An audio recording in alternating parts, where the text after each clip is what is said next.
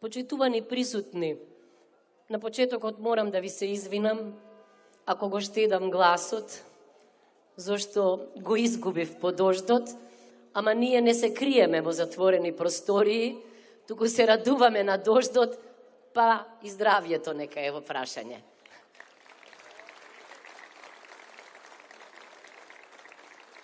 Очекувам од вашата енергија, од вашите вибрации да ми се подобри здравието.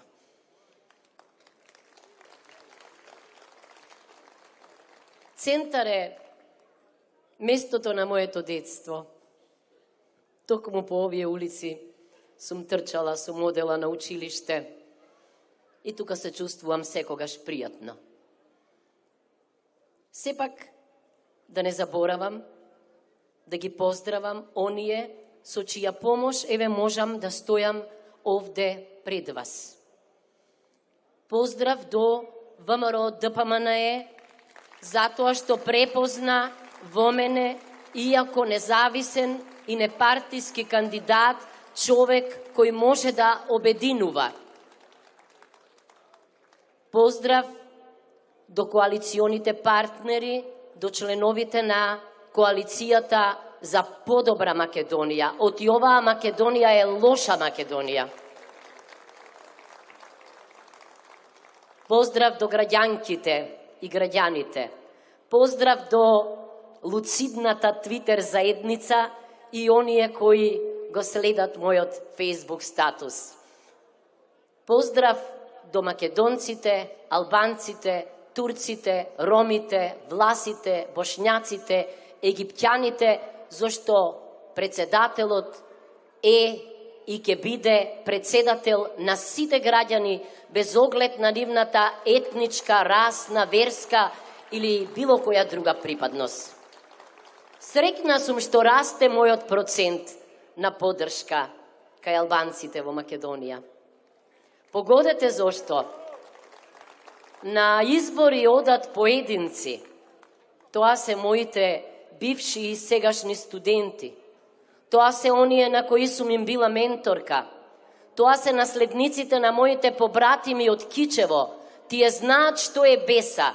Знаат да препознаат кој ќе биде и нивен председател. И јас одговорно тврдам дека тоа ќе го остварам.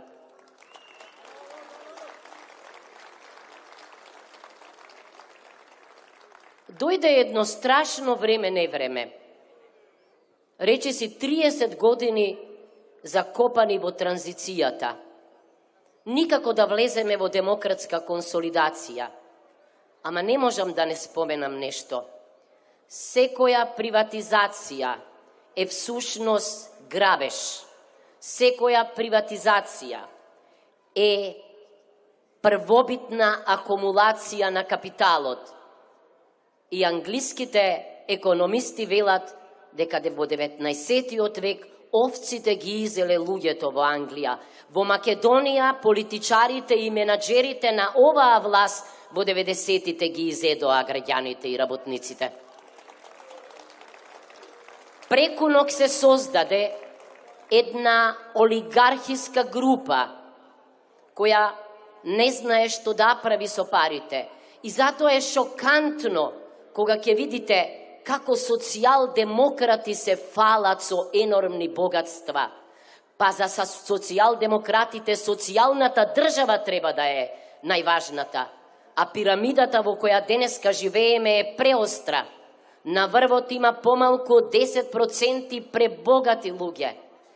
Средниот слој, интелигенцијата ја нема, осиромаши, а на дното се сите сиромашни. Затоа сме ние на дното по сите економски параметри денеска на Балканот.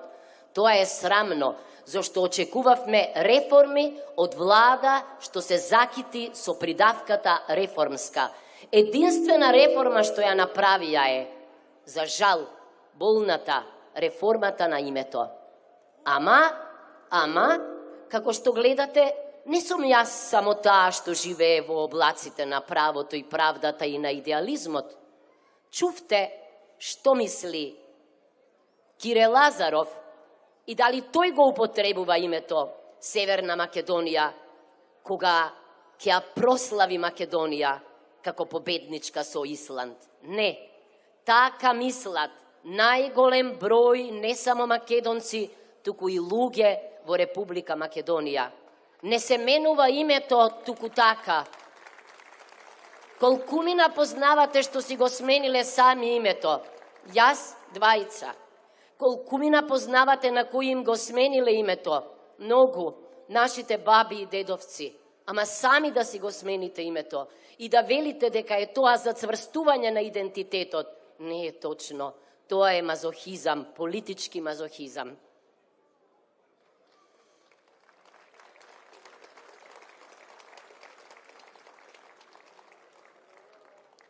Често пати пишувам за политичките партии и за кризата на внатрепартиската демократија. Велам дека партиите не ги адресираат интересите на граѓаните и на симпатизерите, туку многу често сопствените интереси. Ама, ако ВМРО ДПМНЕ за мене отвори врата, без да ја прифатам програмата, да се надпреварувам со програма со останатите кандидати, и јас бев избрана, тоа е најголем доказ за капацитет за реформи насочени кон внатрепартиска демократија. Тамо имаше вистински надпревар. Надпревар по хотели нема. Замислете сега, што со оние кои се пријавија од надвор? Што со оние кои се пријавија од внатре? Како тоа лидерот и водството одлучија дека со еден човек треба да се оди? И замислете, тоа било внатрепартиска демократија. Сега знаете зошто ни е ваква државата. Од отсуството на внатрепартиска демократија се сели во институциите, во парламентот, во владата, во судот и резултатот е кој? Укината поделба на власта. Ние немаме законодавна, извршна и судска власт. Ние немаме спреги и кочници. Се е во рацете на една група на Илинденска и се е во рацете на еден човек. Затоа зборуваме за филозофијата наречена заевизам. Кажувам, негирам, заборавам, негирам. Не, мојата филозофија е и ќе биде тоа што ќе го кажам, секогаш ќе го помнам. И нема само да го помнам, туку ќе го остварам. Може да го проверите тоа.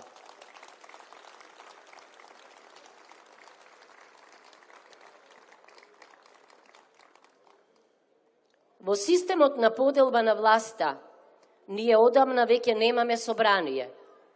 Оти собранието е место за жестока дебата, за спротивставени ставови, за градење консензус. Не, пратениците, тие 81, само креваат раце за одлуки што веќе се донесени на друго место.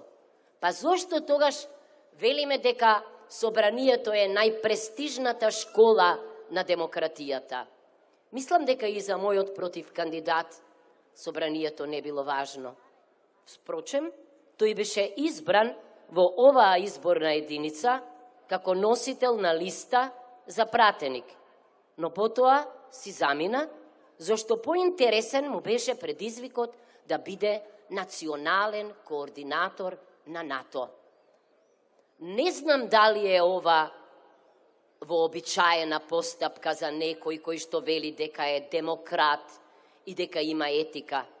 Не, оти сите велат дека најдоброто место за политика е собранието. И сега замислете, и покрај тоа, и тој како мене бил независен и непартиски кандидат. Нема логика во тоа. Не можете да бидете први на листата ако сте независен и непартиски кандидат. Ама јас на вистина ќе бидам независен и непартиски кандидат. Кога ќе завршат овие избори, ако ме изберете, длабоко ќе им се заблагодарам на сите кои ме предложиле, кои ме поддржале, кои ме охрабрувале, но ние веќе сме постигнале договор дека од тој момент Уставот и законите, правната држава ќе биде нашата заедничка партија, зашто без правна држава не може да има демократија.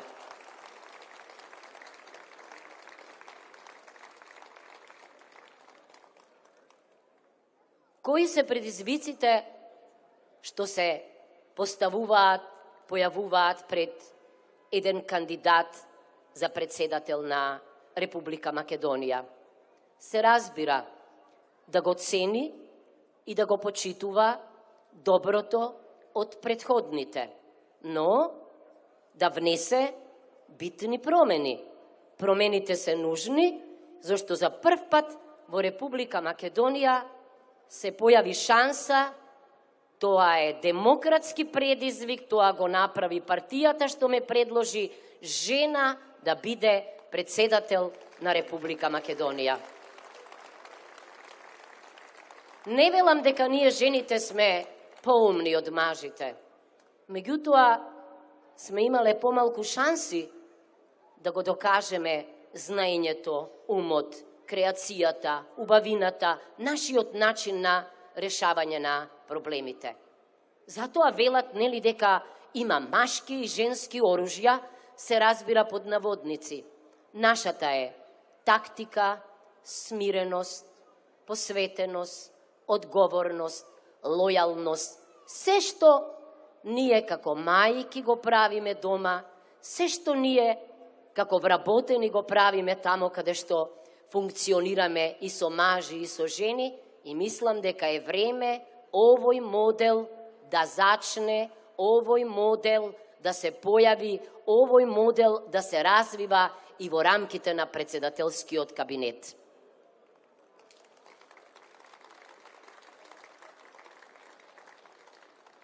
Ке набројам некои од најважните надлежности со кои треба да се соочам. Иако во Уставот пишува дека председателот ја представува државата во земјата и во странство, ова првово треба постојано да се докажува. Како јас ќе го направам тоа на мој нов начин? Се сеќавате дека обично пред Нова година председателите се обраќаат пред пратениците за прашања од нивната надлежност. Јас мислам дека тоа не е доволно. Јас ќе се обраќам многу пати пред пратениците, ама не за да манифестирам женска сила, туку за да ги адресирам најгорливите проблеми на граѓаните. Од оние на лицата со посебни потреби, до оние на ромската заедница, до оние на младите, до оние на земјоделците, до оние на лекарите. Ако треба 12 пати и уште толку повеќе ќе барам да се обратам. Нема ним да им се обраќам, вам ќе ви се обраќам, за да видите дека мора да ги освестиме дека се тамо заради граѓаните, а не за да вежбаат демократија на нас.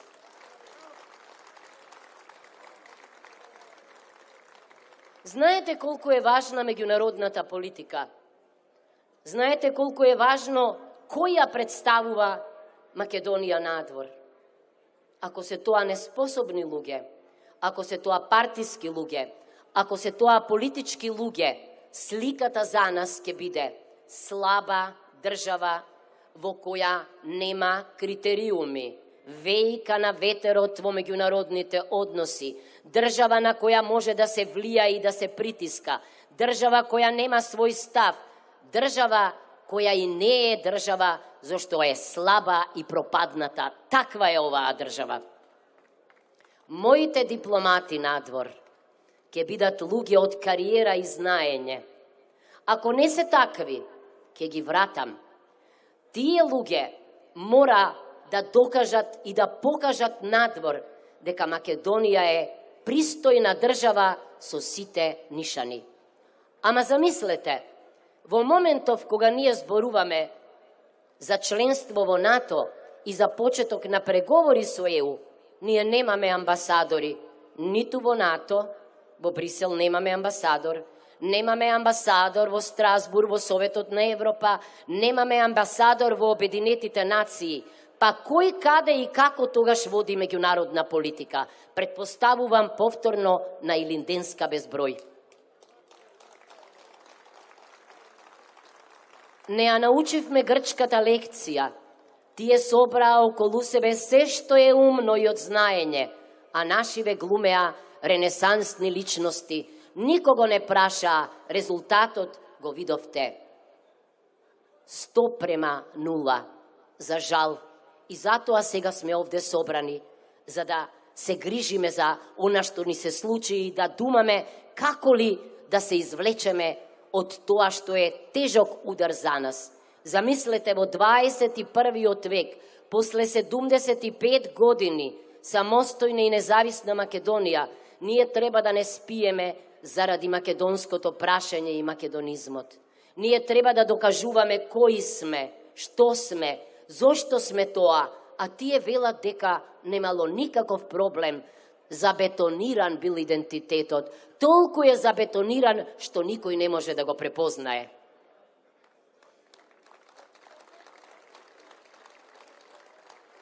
Во кабинетот ќе се опкружам со мала група на луѓе со биографии и со знаење од сите области што треба да ги покрие председателот на државата. Се разбира, предпочитам жени да има повеќе, за да покажеме дека еве еден женски тим поинаку води политика. Ако секој може да ги провери нивните биографии, а не како што се случуваше да подсетам во собранието, замислете, биографиите на некои кандидати биле класифицирани податоци, па не видовме кој ќе не представува по светот. Дури и комисијата ја сменија. Погодете зошто? Зошто тие луѓе беа оние кои јас веднаш би ги вратила, а не оние кои добро би ја представувале Република Македонија. Председателот, односно председателката, има надлежности, поделени надлежности во сферата на безбедносните, во безбедноста и одбраната. Многу пати сум се думала, кога ќе видам дека најголемите кризи во Македонија, всушност како да произлегуваа, како да извираа, како да се појавуваа точно во безбедносните структури. Исти ликови се појавуваа како носители на определени активности. Што заклучувам од тоа? Предпоставувам дека коренот си вродил со плодови уште од комунизмот и дека некои фамилии се уште ги раководат безбедносните структури, па најдобрите, квалификуваните, професионалните не можат да дојдат до израз од нив.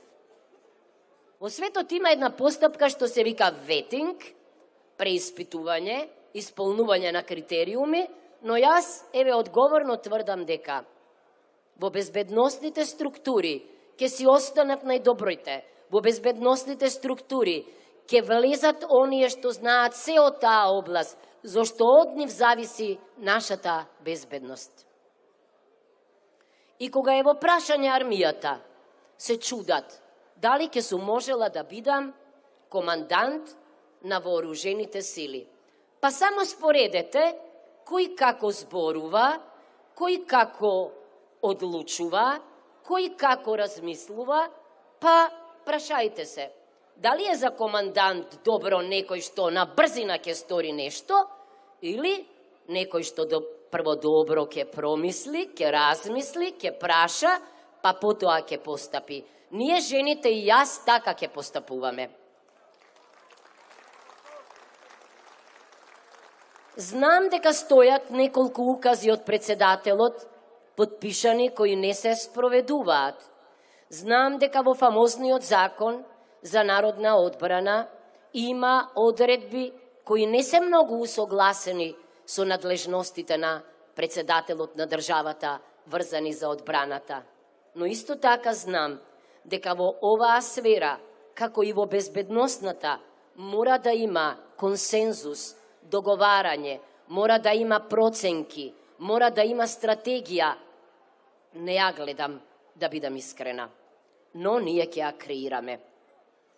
Сите се чудиме, имаме ли уставен суд во Македонија? Имаме. 9 мина тамо крај Вардат, седат, размислуваат, но никаде ги нема. Уставот го газеа, а тие си молчеа. Сами можеше да се појават. Моите кандидати во Уставниот суд ќе бидат најдобрите правници во тој Уставен суд. Зашто не може некој кој им вели на студентите дека вреди да се учи, да се вложува, да предложи некој без знаење. Некој кој ќе го почитува Уставот. Некој кој ако треба сите последици ќе ги сноси па и ќе си замине, ама нема да заборави на Уставот. Тоа во моментов го нема. Се разбира дека понекогаш слушаме и се нервираме за разни награди, признанија, кога ќе отидат во прави раце, радосни сме и велиме заслужено. Понекогаш имаме јанза дали се нашле во правите раце.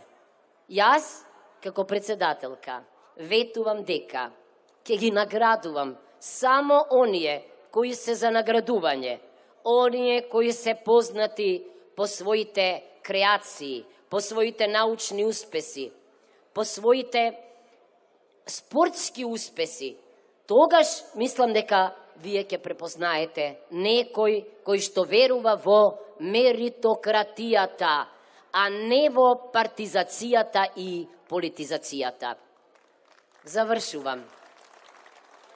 Доаѓа 21 април.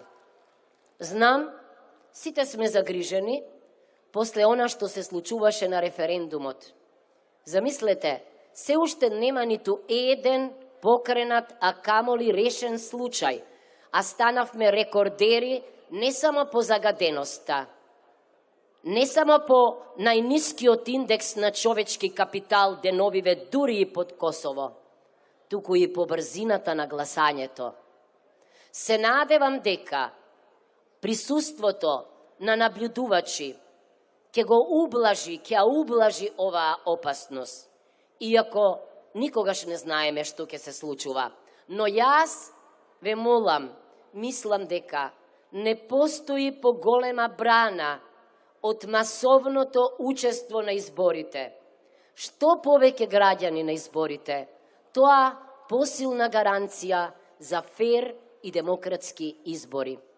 Не очекувам да бидам искрена да добиеме датум за преговори за ЕУ, иако сега деновиве тоа е важна тема. Зошто? Затоа што ниту сме правна држава, ниту имаме либерална економија, ниту имаме стручна и компетентна администрација, се удавивме во непотизам, се удавивме во корупција и криминал, а тие се најголемата закана за суверенитетот на Македонија. Ако победиме на овие избори, тогаш прашањето е, предизвикот за премиерот е, дали барем еднаш ќе го одржи зборот и ќе распише предвремени парламентарни избори. Се знае кој ќе победи на тие предвремени парламентарни избори.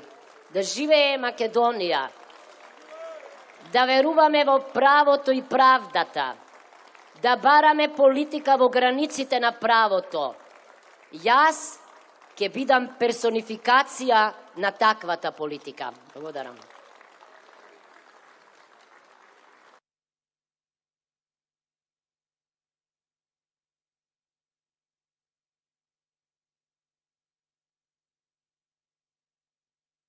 Почитувани присутни, со особена чест и задоволство го поканувам на бината да ви се обрати лидерот на ВМРО ДПМН, професор доктор